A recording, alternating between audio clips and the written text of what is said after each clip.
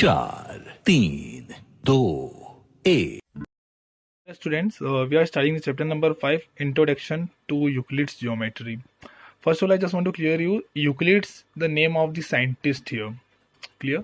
And what is the geometry? So geometry is the branch of the mathematics in which we are discussing about the some figures, shapes, and many more things, as well as we discussed in the grade 6 and 7 and 8. Now, what is the meaning of geometry? So, geometry is derived from the two words geo and the metrin. Geo means earth, as well as geography, and the metrin means to measure, यानी कि earth का measurement. There are number of scientists they have described about the geometry in a number of ways, and there was one of them was the Euclides. So generally, Euclides considered geometry as the abstract model in our daily life. Abstract means जो हमें दिखता नहीं है. Clear? Because Euclides जब थे, the birth of the Euclides and the living time was the Euclides between 325 BC to 260 BC. Means ये बहुत हज़ारों सालों पुरानी बात है, जिसके अंदर यूक्लिड्स नाम के एक साइंटिस्ट थे जिन्होंने जियोमेट्री के बारे में बताया था. Today in our daily world we know many number of things about geometry, but that time was the Euclid's was there. हमें बहुत सारी चीज़ें पता नहीं भी थी. So Euclid's consider geometry as a abstract model. Abstract model जो हमें दिखता नहीं है. It shows about the solid figure. That solid figure is the 3D figure like this. We know that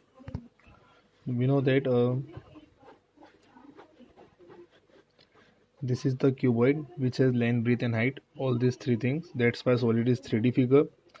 Solid is made up of surface like this. There are 6 rectangles in cuboid. So this is called the surface, which is 2D figure, because like in rectangle there are 2 dimension, length and breadth only. Surface is made up of lines is the 1D figure like this, and this line is made up of some point, and point has no dimension, none. Clear? Now Euclid's ने इन सब की जो definitions थी, इसे 23 definitions के ऊपर work किया. उसको अपनी एक बुक जिसका नाम है एलिमेंट्स, उसके अंदर मेंशन किया है. From that definition 7 definitions are mention in our book, and वो हमको लर्न भी करना है. सबसे पहले आपको मैं क्लियर कर दूं कि ये चैप्टर जो है थ्योरेटिकल चैप्टर है. मे बी आपको थोड़ा सा बोर लग सकता है. ये चैप्टर खाली इसलिए आपकी बुक में मेंशन है just because we will solve in grade 10 Euclid's lemma. So उस टाइम अगर आपको क्लियर नहीं होता कि यूक्लिड्स लेमा मीन्स क्या, so Euclid's was a scientist. That's why उसके बारे में डिस्क्रिप्शन यानी कि इंट्रोडक्शन एक चैप्टर के थ्रू यहाँ पे हमको मिल रहा है 9th क्लास में. Clear? Now let's come to the definition. Which 7 definition we need to learn. So as you can see, 7 definitions are here. So first one is about the point. A point is that which has no part, means point का कोई part नहीं होता. A line is breadthless length, मतलब line की कोई breadth नहीं होती है, वो breadthless length होती है. The ends of a line are points, means कोई भी line जहाँ पर end होती है, तो जो वो एंड हो रही है, तो एंड किसके थ्रू हो रही है? पॉइंट्स के थ्रू. मतलब जो उसके एंड्स होते हैं वो पॉइंट होते हैं. A straight line is a line which lies evenly with the points on itself. मतलब जो स्ट्रेट लाइन होती है वो हमेशा उन पॉइंट्स के ऊपर होती है जिन पॉइंट से मिलकर वो बनी है. A surface is that which is length and breadth only. Surface में केवल 2 चीज़ें होती है, length and the breadth. The edges of a surface are lines. Surface की जो एजेस होती है वो क्या होती है? लाइन्स होती है. A plane surface which lies evenly with the straight lines on it self. Plane surface जिन लाइन से मिलकर बना होता है वो उसके ऊपर ही लाइज होता है. तो इस टाइप से कुछ 7 डेफिनेशन है, जिसके अंदर मैं आपको बता दूँ definition first, second and 7 means point, line और सरफेस की डेफिनेशन इंपॉर्टेंट है, जनरली एग्जाम में पूछी भी जाती है. सो आपको डेफिनेशन 7 की 7 याद करनी है, but point, line and plane surface ये आपको अच्छे से लर्न करना है. And you need to write also in fair copy this 7 definition which we are taking from the book of elements which is mention. अब मैं आपको कुछ ऐसे वर्ड्स बता रहा हूँ डिफाइन के अंदर जो यूक्लिड्स अपनी डेफिनेशन में सही से डिस्क्राइब नहीं कर पाए. Like first one is point, line and a plane. तो ये वो डेफिनेशंस में ये डिस्क्राइब नहीं कर पाए कि पॉइंट, लाइन में और प्लेन में क्या. जैसे point is that which is no part, तो हमको यहाँ पार्ट का मतलब नहीं पता है. A line is breadthless length, तो यहाँ पर प्रॉब्लम है कि हमको ना तो ब्रेथ और लेंथ के बारे में स्पेसिफिक इन्फॉर्मेशन नहीं है. Clear?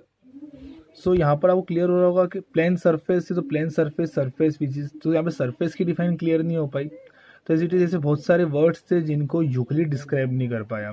As you will read this theory which is mention after the 7 definition, तो यहाँ पर आपको क्लियरली फाइंड आउट हो जाएगा कि यूक्लिड उसको डिस्क्राइब उस टाइम पे तो नहीं कर पाए।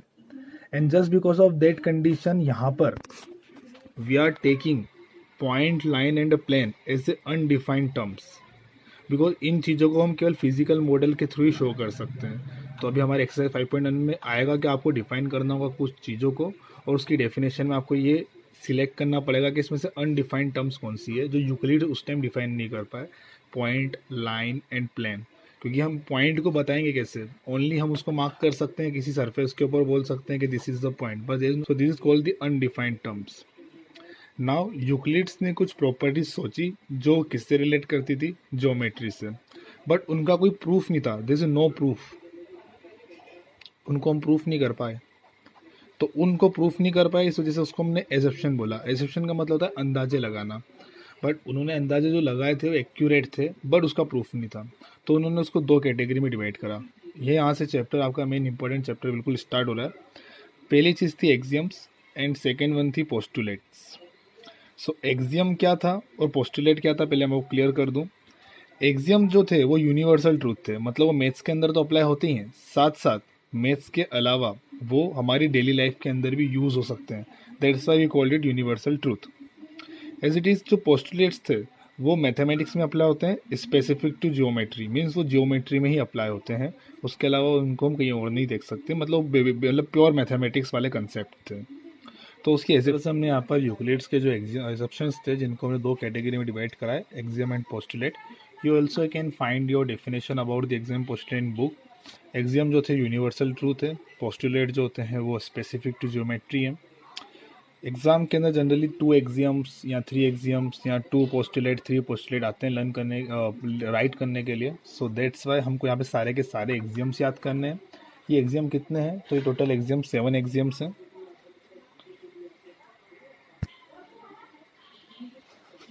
और 1 पोस्टुलेट एक्सियम्स एंड 5 पोस्टुलेट्स हमको अच्छे से लर्न करना है। In the next video I will tell you about the 7 axioms, और उनको मैं विद द एग्जांपल एक्सप्लेन करूँगा ताकि आपको लर्न करने में थोड़ा इजी हो।